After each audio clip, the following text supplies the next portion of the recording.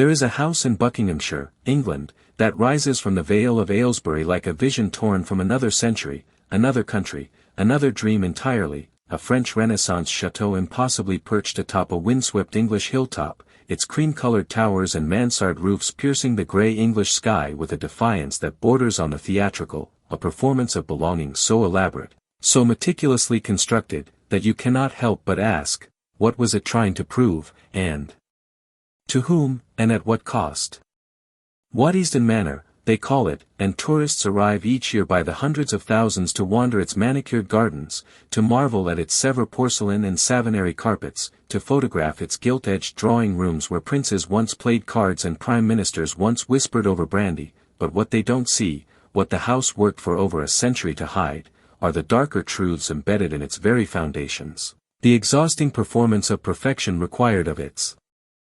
inhabitants, the invisible army of servants who kept the fantasy alive while living like ghosts below stairs, the pervasive anti-Semitic hatred that necessitated this palace in the first place, transforming it from mere home into fortress, into shield, into desperate declaration that wealth and taste could somehow transmute prejudice into acceptance, that beauty could armor you against a world determined to see you as other, as threat, as less than human. This is not the fairy tale they tell in the guidebooks. This is the story of what old money truly costs, of who pays the price for grandeur, of how inherited wealth becomes both privilege and prison, and of how even the most magnificent fortress can offer no protection when the hatred runs deep enough, when entire nations decide that your name, your blood, your very existence is the enemy. What would these walls tell you if they could speak honestly about the century of survival they witnessed, about the relentless scrutiny their inhabitants endured, about the family members who were murdered in concentration camps while the house stood intact? What dark truths about power and prejudice, about the illusion of safety that wealth provides, about the invisible labor that sustains every gilded surface, would pour forth from these perfectly preserved rooms?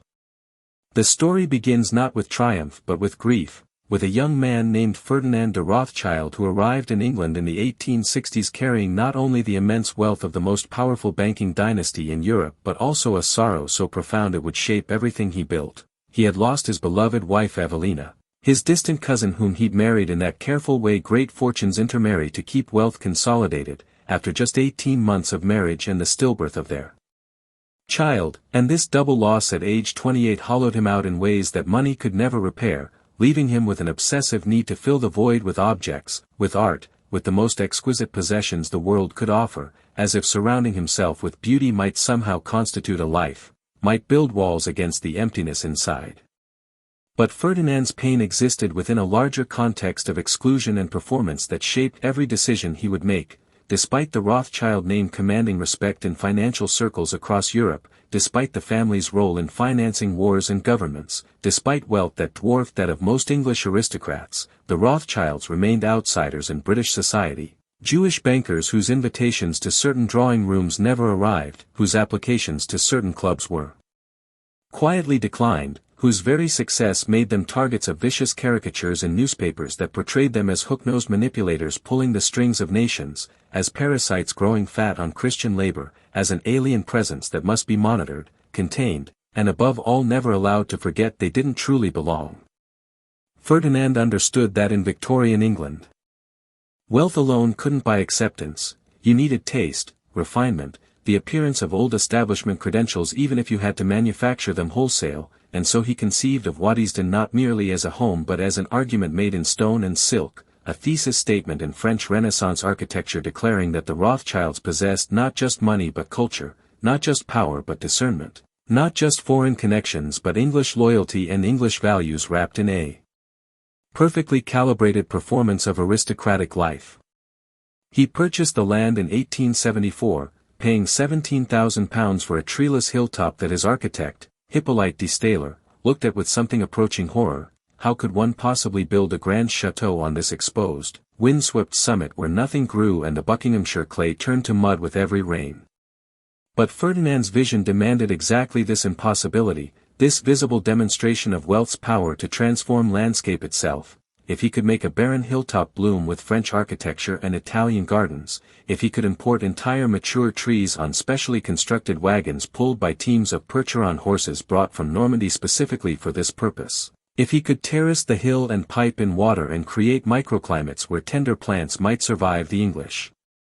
winters, then surely he could demonstrate that the Rothschilds belonged among England's elite, that their foreign origins and Jewish faith were superficial differences that paled beside their commitment to English cultural life, their patronage of English artists, their role as model landowners in the English countryside.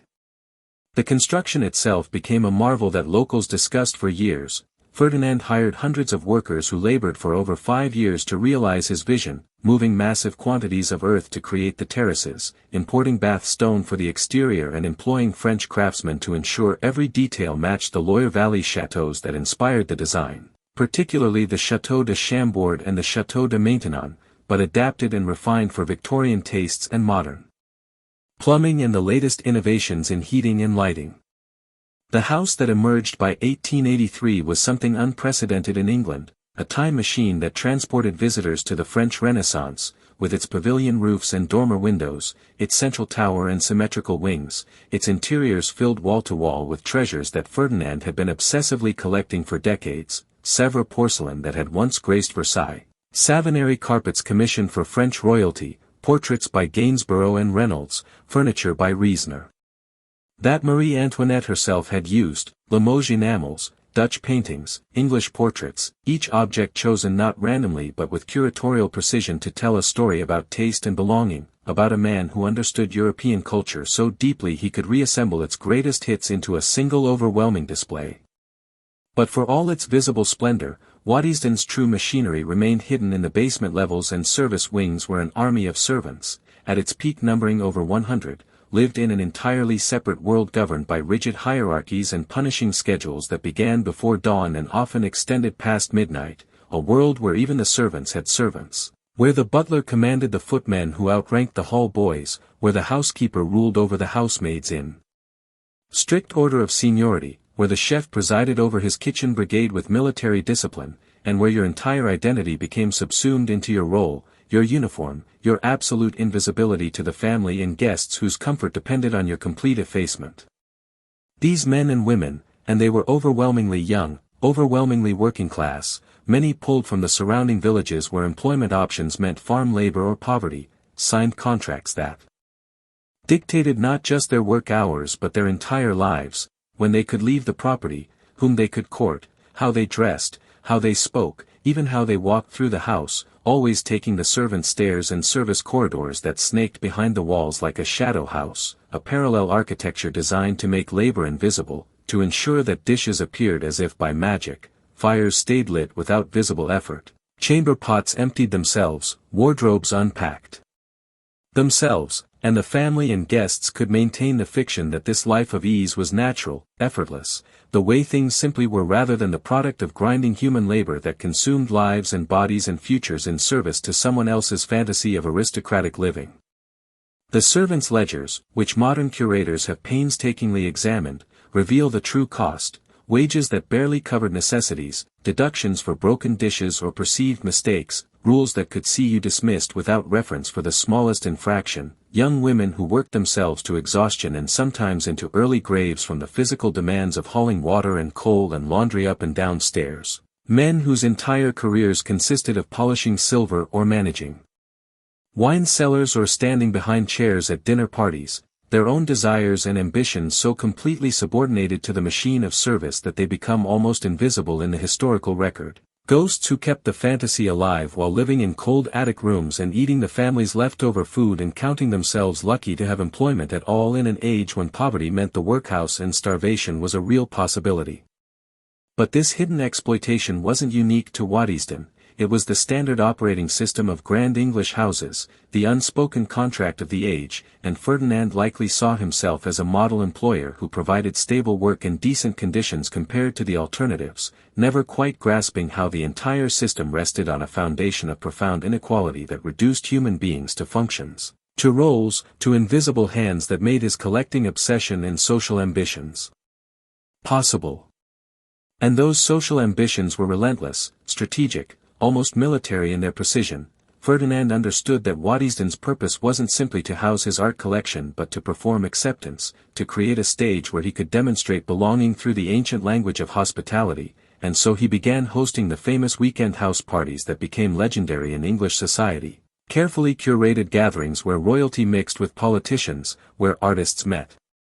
Financiers, where the future Edward VII, the Prince of Wales himself, known for his appetite for pleasure and his relative lack of anti-Semitic prejudice compared to many of his class, became a regular guest who genuinely enjoyed Ferdinand's company and appreciated the extraordinary comfort and entertainment Waddesdon provided.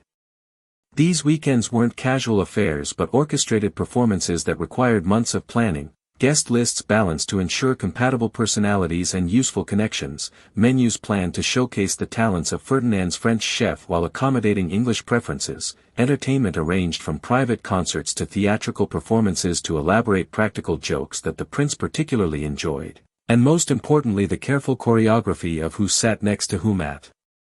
dinner, who got which bedroom, who accompanied whom on walks through the gardens, because these gatherings weren't really about leisure, they were about power, about making connections, about the quiet conversations in library corners where deals were struck and political futures shaped and social alliances forged or broken, all while maintaining the fiction that this was simply a group of friends enjoying a weekend in the country.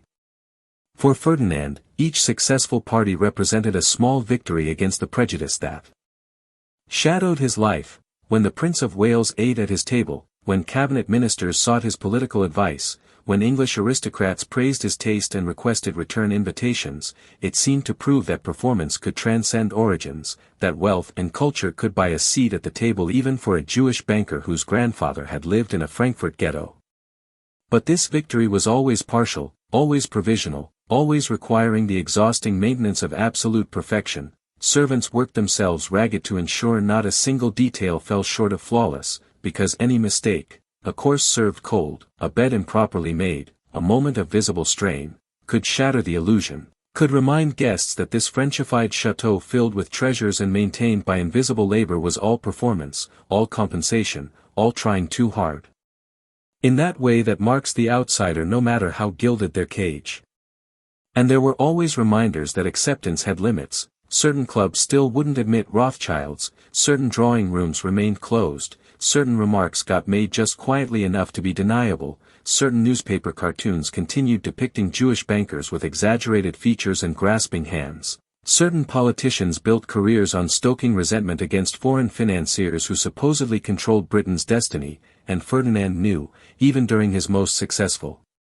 parties, that this performance could never fully succeed, that prejudice ran deeper than dinner invitations could reach, that he was playing a game whose rules were designed to ensure he remained perpetually on probation, perpetually having to prove his worth, perpetually one scandal or financial crisis away from being reminded that he couldn't, would never truly belong no matter how perfectly he performed belonging. What must that exhaustion have felt like, the psychological weight of maintaining perfection every single day, knowing that the standards applied to you were different from those applied to English aristocrats who could be eccentric or boorish or openly racist and remain secure in their status while you had to be flawless, charming, generous, unthreatening, a model of every virtue with none of the vices, because a single misstep would be attributed not to your individual failings but to your Jewishness, your foreignness, your essential otherness.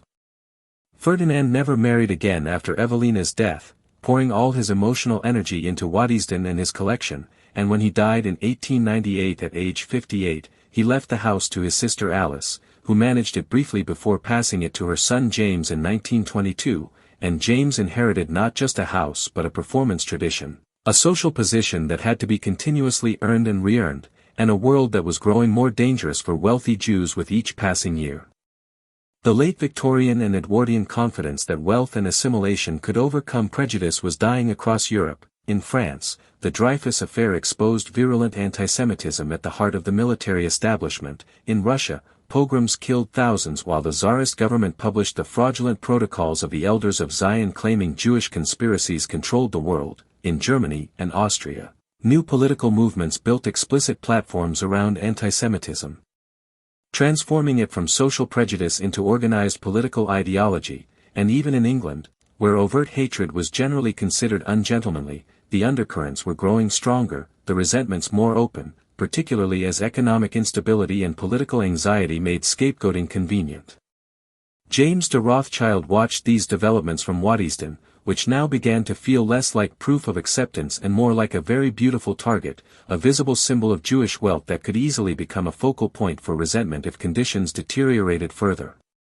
The First World War shattered whatever remained of the pre-war illusion. The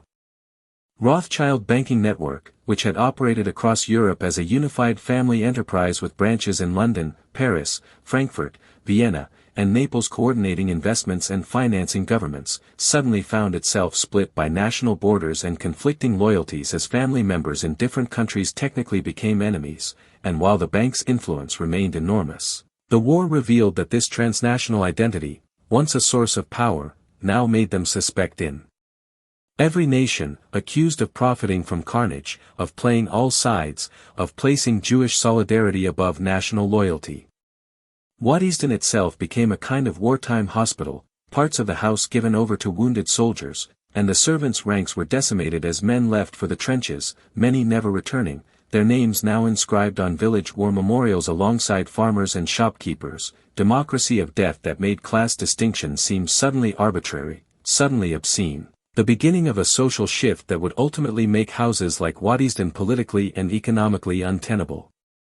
The interwar years brought no relief. In Germany, hyperinflation wiped out fortunes and created conditions for the Nazi Party's rise, and the Rothschilds became a particular obsession of Nazi ideology, featured in propaganda films and children's books as the archetypal Jewish villains controlling global finance, corrupting pure German culture, orchestrating wars for profit. The hook-nosed caricatures grown into full conspiracy theory embraced by millions and backed by state power. James watched from England as the Frankfurt house, the original Rothschild home, was seized, as the Vienna branch was forcibly sold for a fraction of its value, as family members fled with what portable wealth they could carry, often in the form of art and jewelry sewn into coat linings, and he understood with growing dread that Waddesdon's treasures weren't just possessions but survival tools. Portable wealth that could be sold or traded if they had to run, because surely England would remain safe, surely the British would never embrace such explicit hatred, surely Waddesdon's foundations were secure. But even as he hoped, James quietly began preparations. He married Dorothy Pinto in 1913, she converted to Judaism, and they became a political and philanthropic power couple, James serving as a Liberal MP and championing progressive causes while Dorothy became known for her horticultural expertise and her management of Waddesdon's gardens. But underneath this public service ran a current of anxiety that never entirely disappeared, the knowledge that their position rested on tolerance that could evaporate, that English anti-Semitism might be more polite than the German variety but shared the same root assumptions about Jewish otherness, Jewish untrustworthiness, Jewish power that needed watching. When World War II began in 1939, Waddesdon transformed again. The house was blacked out, its windows covered to prevent light from guiding German bombers, its grounds patrolled, its routine shattered, and crucially, its rooms filled not with weekend guests but with crates containing some of Britain's most valuable artworks and antiquities evacuated from London museums and stored at Waddesdon for safekeeping, because the house's remote location and solid construction made it ideal for protecting national treasures. There's a bitter irony in this. Waddesdon, built by a Jewish banker as proof of belonging, now served the nation as vault and fortress, protecting British heritage while across the Channel, the Nazis were systematically looting Jewish collections, seizing Rothschild properties, and implementing the final solution that would murder 6 million Jews including members of the extended Rothschild family who hadn't escaped in time, who discovered that wealth and culture provided no protection whatsoever against industrialized hatred, that all Ferdinand's careful performance of belonging would have meant nothing if the Nazis had crossed the Channel. That the prejudice he'd spent his life trying to transcend had metastasized into genocidal ideology that saw Jews not as social inferiors to be tolerated conditionally but as existential threats to be eliminated completely. The Rothschild properties in Austria and France were seized and used as Nazi headquarters, the art collections looted systematically with Hitler and Göring personally selecting pieces for their private collections, the family businesses dismantled, and several family members died in concentration camps, their names and fates a direct rebuke to any notion that money equals safety, that performance equals acceptance, that you can buy your way out of being targeted when an entire society decides you're the enemy. James and Dorothy survived the war at Waddesdon, continuing to host occasional gatherings for political and military figures, contributing to the war effort, but living with the knowledge of what was happening to their relatives and co-religionists across Europe, and when peace finally came in 1945, the world that emerged was fundamentally different from the one Ferdinand had built Waddesdon to impress. The great English country houses were dying, killed by taxation and death duties and the collapse of the servant economy as working-class people found better opportunities and refused to spend their lives in service, killed by social changes that made the old hierarchies seem not just outdated but morally indefensible, and killed most of all by the recognition that the world of 1945 had no room for the kind of ostentatious private wealth that Waddesdon represented, that the grand performance had become embarrassing, unseemly, a relic of an age that had destroyed itself in two world wars. James died in 1957 and Dorothy faced an impossible situation. She had no children to inherit Waddesdon, the costs of maintaining the house were astronomical and growing every year, the tax burden was crushing, and the old model of private enjoyment simply couldn't continue, but she also couldn't bear to see Ferdinand's creation dismantled or sold piecemeal, couldn't let this testament to survival and beauty and determination be destroyed by mere economics. Her solution was radical. In 1957, she transferred Waddesdon to the National Trust, the organization dedicated to preserving historic properties for the public, but unlike most trust properties where the family moved out entirely, Dorothy retained life tenancy and the Rothschild family maintained deep involvement in management, essentially transforming Waddesdon from private palace into public heritage site while keeping it within the family sphere, a compromise that recognized changed circumstances while preserving continuity. It was, in effect, an admission that the old model had failed, that private grandeur had to justify itself through public service, that houses like Waddesdon could only survive by opening their doors to the middle classes who could now afford motor cars and leisure time and who wanted to see how the other half had lived, turning the private performance of belonging into a public performance of history, of taste, of heritage that everyone could claim as part of national culture rather than private possession.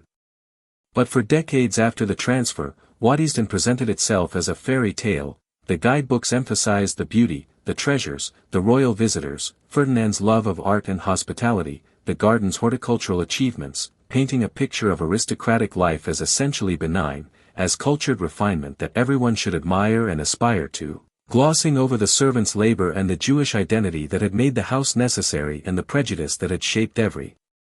stone, treating Waddesdon as if it were any other country house rather than a specific response to specific pressures, universal rather than particular, beautiful rather than complicated. This sanitized version satisfied tourists who wanted uncomplicated beauty and escapist fantasy, but it also erased the very story that made Waddesdon significant, that transformed it from mere architectural achievement into testimony about wealth and power and prejudice and survival. The shift began in the 1990s and accelerated in the 2000s as new generations of curators and historians gained access to the Rothschild archives and began asking harder questions. They examined the servants' ledgers and discovered the names and wages and working conditions of the Invisible Army. They read Ferdinand's private letters and found evidence of his struggles with prejudice and his loneliness. They traced the fate of the continental Rothschild branches during the Holocaust. They studied the anti-Semitic caricatures and propaganda that had targeted the family for over a century, and they realized that Waddesdon's real story was far more interesting and morally complex than the fairy tale version, that it offered opportunities to discuss class exploitation and anti-Semitism and the limits of wealth as protection and the ways inherited structures can be repurposed for education and critique rather than mere preservation. Hannah Rothschild, James's great-niece and a filmmaker and writer, became particularly important in this process. She pushed for greater honesty about the family's Jewish identity and the prejudice they faced, arguing that pretending Waddesdon was just another country house denied its specificity and its power as historical testimony, and under her influence and that of professional curators like Pippa Shirley, Waddesdon began telling its full story, installing exhibitions about the servants'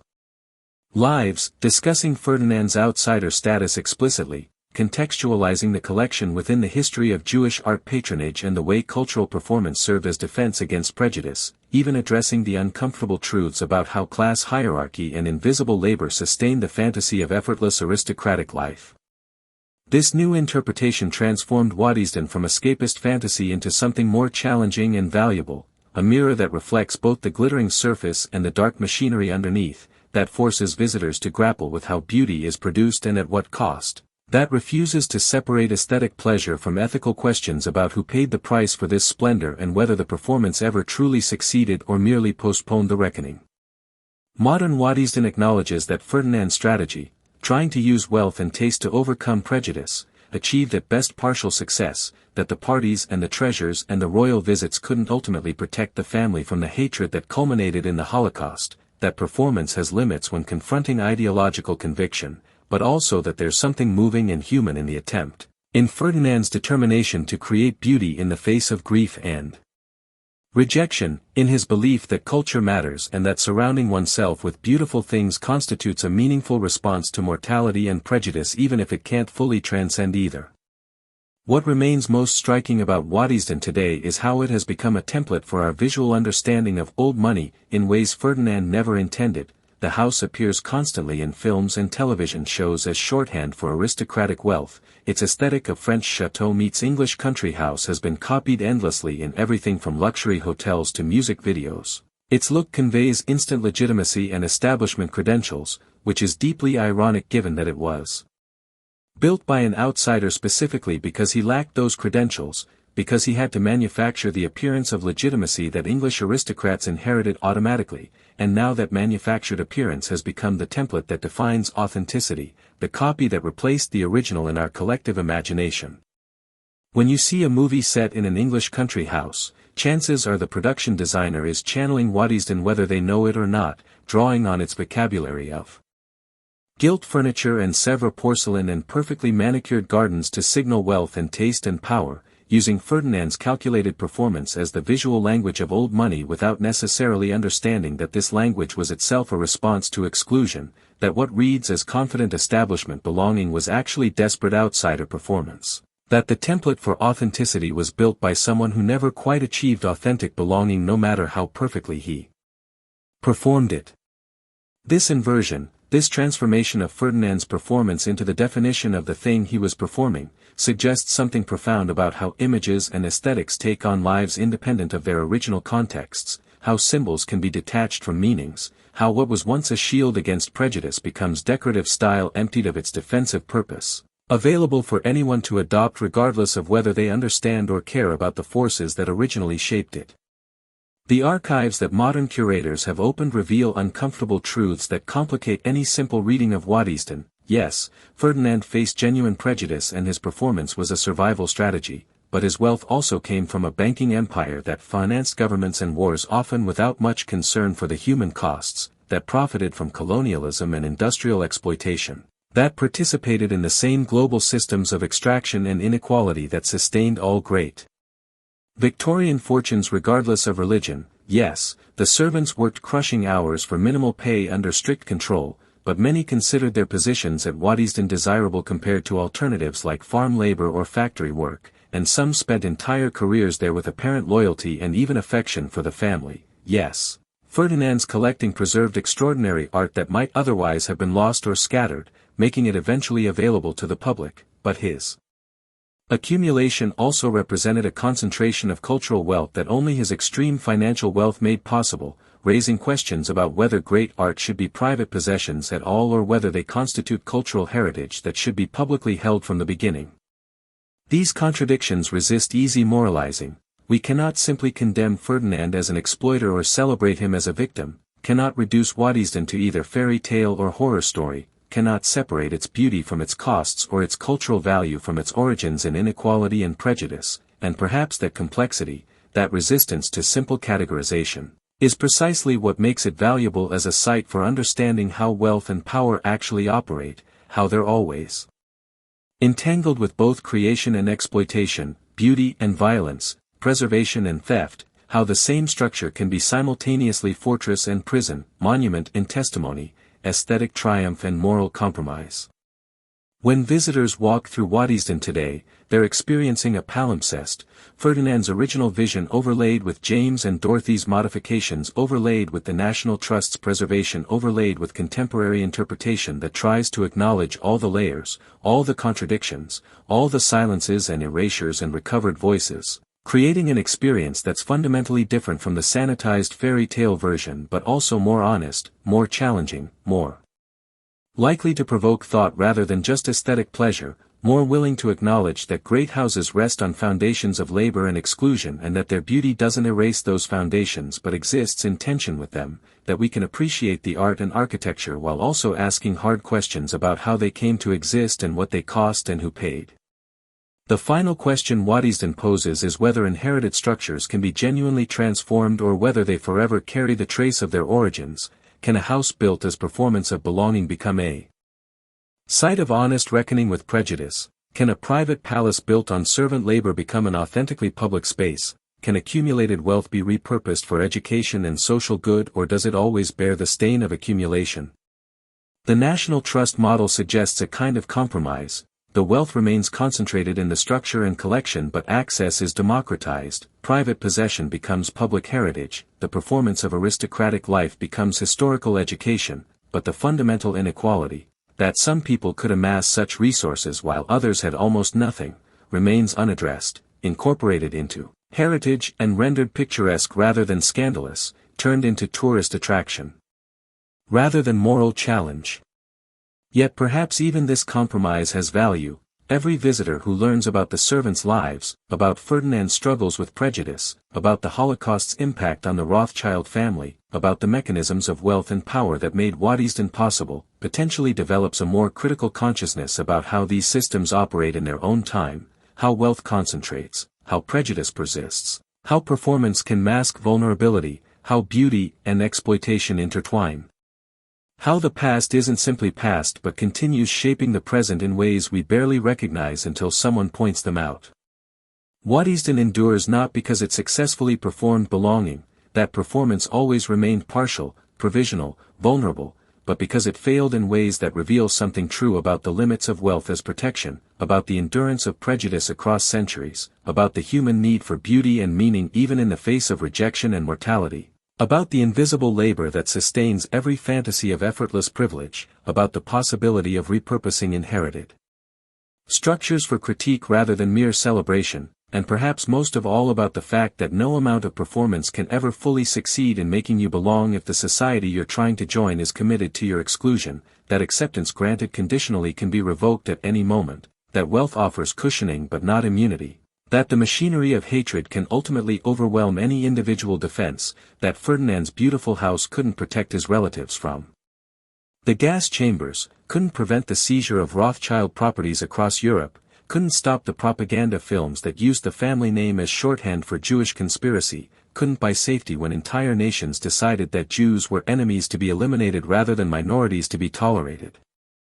What would Ferdinand think if he could see Waddesdon today, its rooms filled with middle-class tourists rather than aristocratic guests, its purpose transformed from private pleasure to public education, its story told with an honesty that acknowledges both his achievement and his exclusion, that refuses to pretend the fairy tale was real but also refuses to reduce him to a simple victim or villain, that sees him as a human being trying to create meaning and beauty and belonging in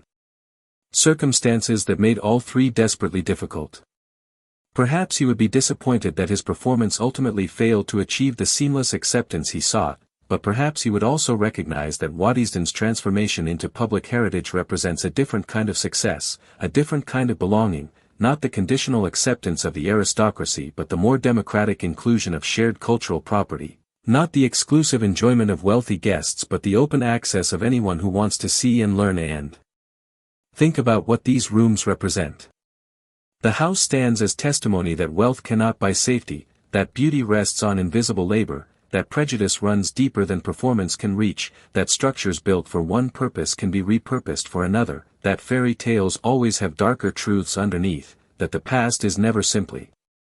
past but continues speaking to us if we're willing to listen to all its voices rather than just the ones that make us comfortable, and that perhaps the most valuable use of inherited privilege is not to preserve it unchanged but to open it up, to acknowledge its costs and compromises, to transform monuments into mirrors that reflect both what we were and what we might become if we're honest enough to see the full picture. Dark and light together, beauty and exploitation intertwined, the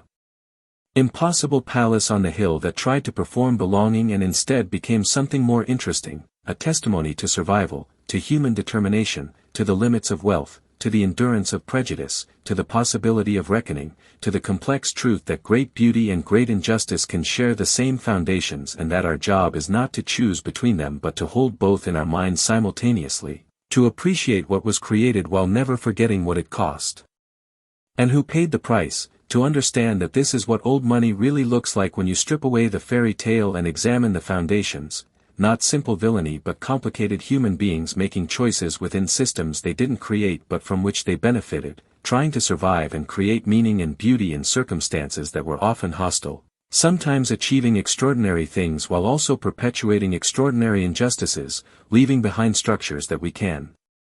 critique and appreciate and learn from precisely because they're so morally complex, so resistant to simple judgment, so deeply embedded in systems of power and prejudice that continue shaping our world today even though we'd sometimes prefer to pretend they ended with the war or with social democracy or with any of the clean historical breaks we tell ourselves mark then from now, them from us. When the truth is that the same mechanisms, wealth concentration, invisible labor, prejudice,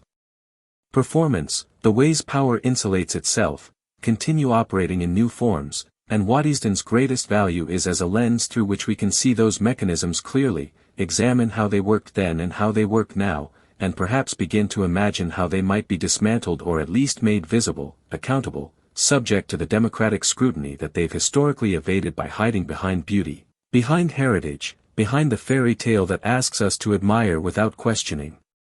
to appreciate without analyzing, to consume the visual spectacle without asking what machinery produced it and who paid the cost and whether the world that made such places possible was one we should mourn or critique or perhaps both at once, holding the contradiction as evidence of our own moral seriousness, our refusal to accept easy answers, our determination to see things as they really are rather than as we'd like them to be, which is perhaps the most radical thing a place like Waddesdon can offer, not escape into fantasy but confrontation with reality, not the fairy tale but the full, messy, morally tangled truth that lies underneath every gilded surface if we're brave enough to look, for all the grandeur, the scandals, the whispered histories, and the gilded façades that still stand on manicured grounds across Britain, there is something hauntingly consistent about the world Princess Diana came from, an old money landscape built not merely of stone and lineage, but of expectations, burdens, and invisible rules carved silently into the lives of those born within its walls. And when you walk through the long corridors of these ancestral mansions, where oil portraits stare down with eyes that seem to judge yet pity at the same time, it becomes impossible not to feel the weight of centuries pressing in on you, the heaviness of generations who lived according to rituals and duties long before Diana ever took her first breath. These estates were not just homes but ecosystems, self-contained worlds where every clock chimed with purpose, every garden was curated to perfection, and every room held a memory that belonged to someone long forgotten. It was in these echoing chambers, where the old wooden floors creaked softly under the pressure of time, that Diana learned the contradictions of privilege, the beauty of it, the captivity of it, the emotional choreography required to appear effortless, gracious, and composed even when storms raged quietly beneath the surface.